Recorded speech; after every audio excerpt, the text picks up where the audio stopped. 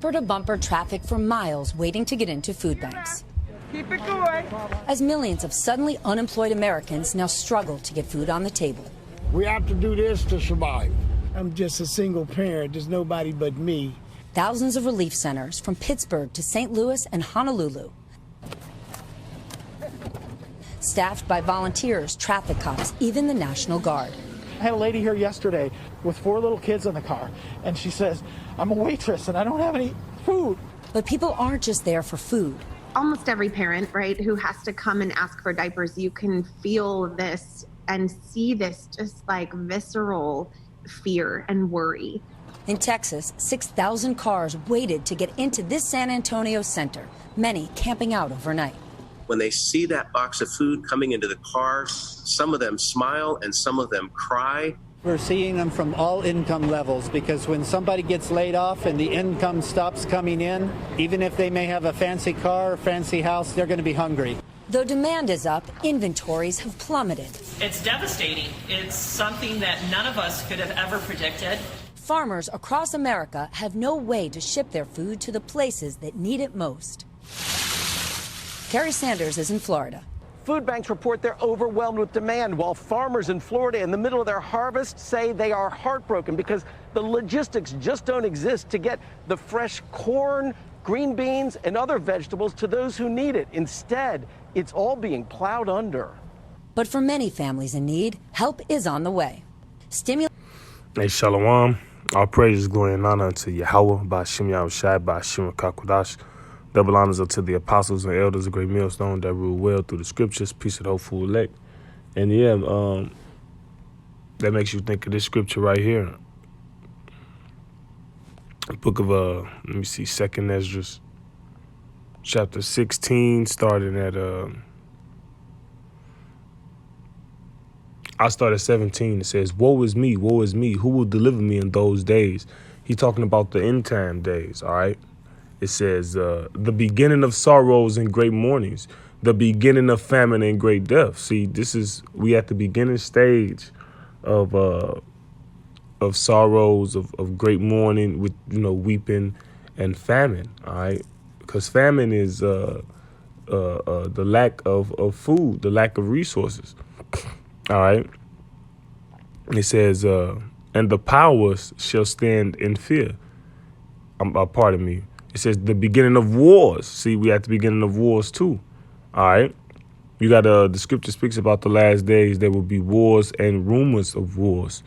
All right. It says, and the powers shall stand in fear. The beginning of evils. And evil mean bad times. So this the beginning of bad times, whether it be financially, spiritually too. You got a lot of people, pastors have died from the coronavirus, and people don't, people's faith is getting shaky and wavery, all right? Because these pastors is dying of the coronavirus. So it's like, if they supposed to be a man of the Lord, why are they affected like this? It says, what shall I do when these evils shall come? Behold, famine and plague, tribulation and anguish are sent as scourges for amendment. Right, so the Lord is, all these things is happening because they was prophesied to happen. But all these things is happening because the world is very wicked too. All right. That's why they says they are sent as scourges for amendment. All right. Verse 20. But for all these things, they shall not turn from their wickedness. All right. So normally when you do something wrong and you get punished for it, you don't do it anymore. All right. But our people don't realize what's happening, so-called Negroes, Latinos, Native Americans for the most part, which are the Hebrew Israelites. And the other peoples around the world, Chinese, Japanese, Norwegian. A lot of other people don't realize that the state of the world is based off the mood the Lord is in.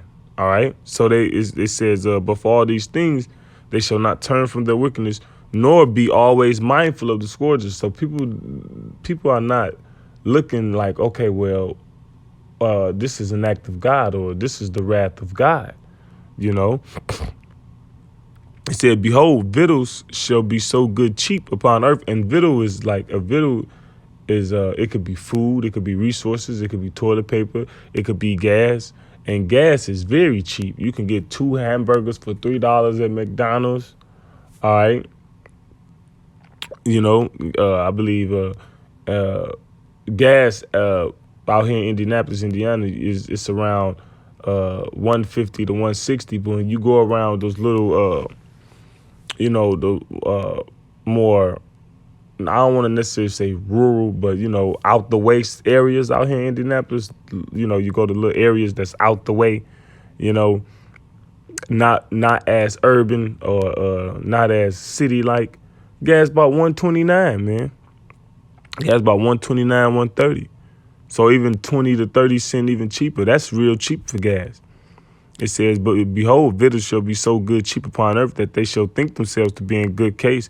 Yeah, that people think themselves to be in good case also with them stimulus checks Donald Trump got planned on rolling in too. It says, and even then shall evils grow upon earth, sword, famine, and great confusion. Right, so all that things is going to increase. All right. It says, for many of them that dwell upon earth shall perish of famine, and the other that escape the hunger shall the sword destroy. All right. So a lot of people going to die from malnutrition, from starvation. And I get the scripture. This is Lamentations 4 and 9. It says, they that be slain with the sword are better than they that be slain with hunger. Right? Because to be slain with hunger, well, it explains it. It says, for these pine away, stricken through, for want of the fruits of the field. So they just, to pine away mean to waste away. So you're just slowly deteriorating for want of the fruits of the field. All right?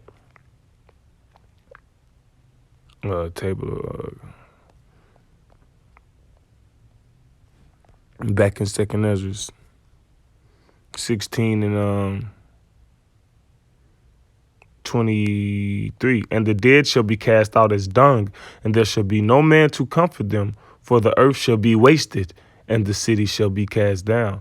There shall be no man left to till the earth and to sow it. It ain't gonna be no farmers. The trees shall give fruit, and who shall gather them? And that's the problem that's happening now. The grapes shall ripen, and who shall tread them? For all places shall be desolate of men. Right. And right now, farmers are, a lot of crops are either rotten or just being destroyed because they don't have the workers to harvest them. And like the video said, the demand is increasing, but the supply can't meet the demand because this lockdown got the social distancing. It got everything closed down, and now another problem that the farmers is facing is what's the word I'm looking for? Oh, like they said, they don't have the logistics to handle the problem. One of the problems they facing is that is it worth even reaping it, because the labor that they got to pay for it ain't matching the profit margin as far as making any profit, So with that, Lord willing, this was edifying. Let's hopefully let call Allah Yahweh Bashim Yahushua Bashim Kakudas Shalom.